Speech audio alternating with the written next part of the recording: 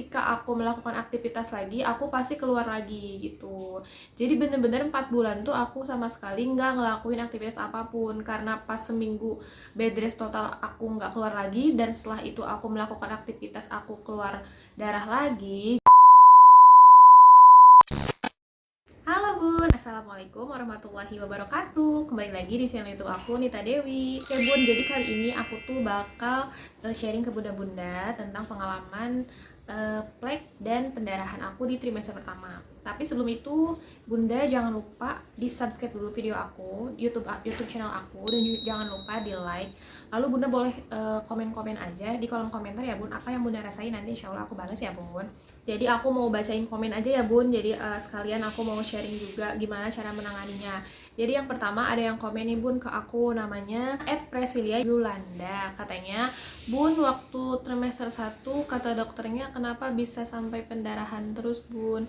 Jadi pas trimester 1 itu aku emang pendarahan, tapi dokter nggak ngediagnosa apapun. Cuma dokter bilangnya kehamilan kamu lemah, jadi kamu nggak bisa kayak kecapean atau jalan-jalan. Even aku ngambil makan di dapur pun nggak boleh dulu selama keluar plek dan darah sampai membaik ya Bun.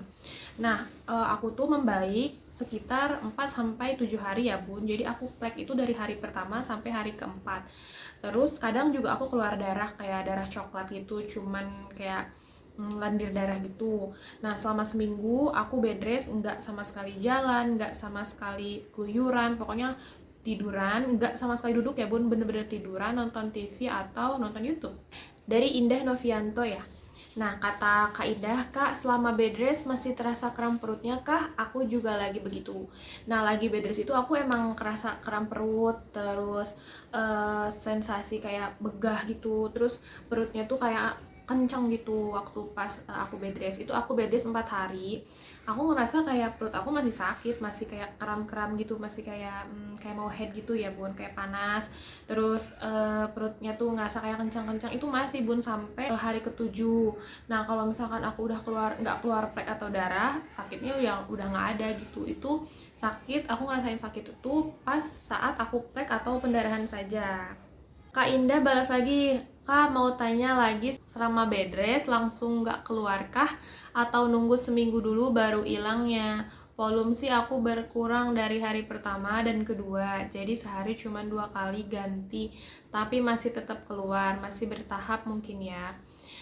Aku selesai bed rest total tuh aku nggak keluar lagi Bun, tapi ketika aku melakukan aktivitas lagi aku pasti keluar lagi gitu.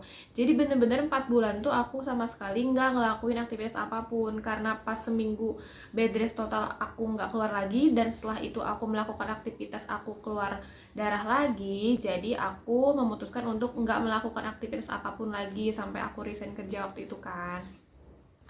Nah, selama aku bed rest total, itu aku cuman plek aja Bun, sampai ke usia 4 bulan. Dan aku juga nggak melakukan USG waktu itu, karena aku udah pernah cerita di video sebelumnya ya Bun. Terus kalau misalkan untuk volumenya, ya volumenya kalau misalkan aku keluar darah, itu kalau aku semakin banyak aktivitas ya keluar darahnya itu semakin banyak Bun. Kalau Bunda udah ada warning nih kayak keluar darah terus, berarti emang kehamilan Bunda tuh bener-bener harus diwaspadai gitu, karena mungkin didiagnosanya kehamilannya lemah gitu ya Bu. User SI10C, "Kakak, saya lagi ngalamin sekarang, saya plek sama kayak kakak gitu. Kakak minum obat penguat kandungan nggak?"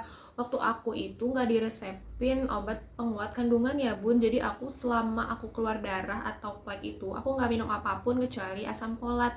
Jadi aku pas lagi plek atau pendarahan cuman makan makanan yang bergizi seperti buah dan sayur. Kalau emang bunda nggak bisa minum susu kayak gitu, bunda bisa cari alternatif makanan lain atau minuman lain yang bisa menggantikan itu. Jadi kayak aku nggak bisa minum susu misalkan, aku cari Prenagen yang udah aku tunjukin di video sebelumnya. Aku pernah minum Prenagen yang asam folat itu karena pengganti susu.